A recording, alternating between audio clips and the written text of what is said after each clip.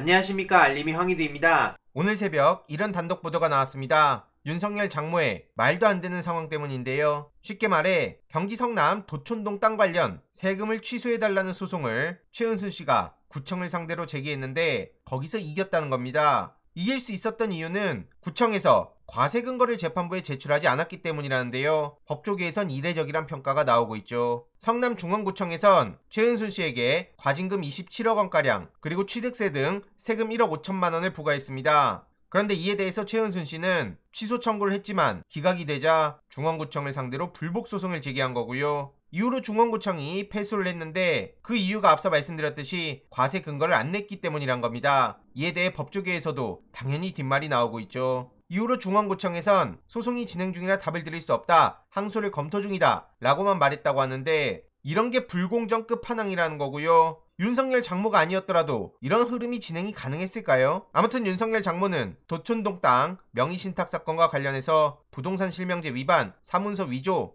이런 혐의로 형사재판도 받고 있어서 어떻게 되는지 계속 소식 전해드리도록 하겠습니다. 해당 소식을 접한 시민들은 나라꼴 잘 돌아간다 이런 반응을 보이며 다음 댓글 정책 짜증난다, 원래대로 돌려라, 이게 뭐 하자는 거냐 이런 반응들이 쏟아지고 있고요. 이동관 씨에 대해서도 계속해서 많은 비판이 나오고 있는데 오히려 뻔뻔한 태도를 보이고 있죠. 그래서 이재명 대표는 이동관 씨를 향해 MB 최초 핵관다운 태도다, 국민 여러분 이거 다 새빨간 거짓말인 거 아시죠? 라고 묻던 이명박 씨가 떠오른다. 오히려 내로남불 태도를 보이고 있는 이동관 씨를 이렇게 지적한 겁니다. 더글놀이 현실판이라는 거고요. 전형적인 가해자 논리를 너무나 똑 닮았다. 그리고 자식은 부모의 거울이라고 말했던 사람 있지 않냐? 학폭 가해자 현실판 연진이를 감싸면서 잘못을 부정하면 더 큰 국민적 저항에 직면할 거라고 경고했죠. 앞서 말씀드린 자식은 부모의 거울이라는 말 JTBC에 나와서 이동관 씨 본인이 직접 했던 얘기고요. 그래서 이동관의 정확한 고백이다 라고 4년 전 이동관 발언이 커뮤니티에서 화제인 상황입니다.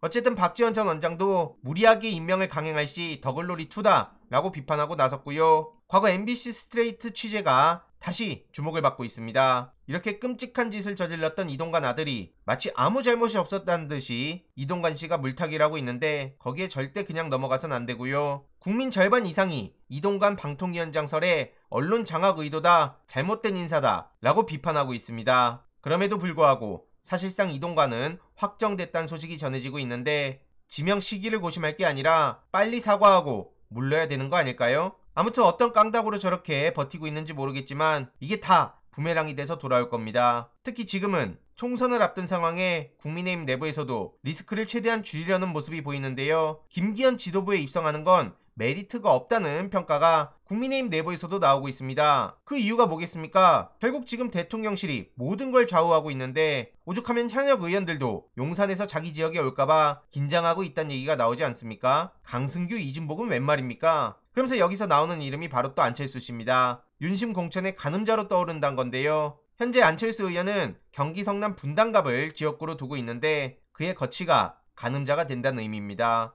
당내 일각에선 대통령실과 검사 출신의 낙하산 공천을 위한 빌드업을 시작했다고 보이는데 그러면서 나오는 얘기가 만약 김은혜 홍보수석이 내 집 내놔라 라고 안철수 지역구에 가면 그냥 나가야 되는 거 아니냐 라고 홍준표 시장이 뼈를 때린 바도 있습니다. 이에 안철수 의원도 지역구를 수성하겠다는 의지를 분명히 보이고 있는데 결국 한 명은 친윤, 한 명은 국정 운영의 해방꾼 이런 평가를 받고 있기에 리트머스 시험지란 얘기가 나오는 겁니다. 이에 안철수 의원은 윤석열 정부도 내로남불 그대로 듣고 있다, 그러면서 이대로 가면 총선을 승리하기 어렵다, 정책 성과도 미미하지 않냐 라고 선을 긋고 있는데 제 나름의 살 길을 찾아가는 걸로 보이고요. 어쨌든 내부에선 굉장히 복잡한 싸움이 본격적으로 시작됐다고 보입니다. 그리고 오늘 저녁 7시 반 민주당 부산시당에서 북토크 겸 청년과 온라인에 대해 다양한 이야기를 전할 예정입니다. 이따 오시는 분들은 현장에서 뵙도록 하겠습니다. 이번 내용도 유익했다면 구독, 좋아요, 알림 설정, 멤버십 가입 정말 큰 힘이 된다는 점 말씀드리고 싶습니다. 주위에 널리 공유 부탁드립니다.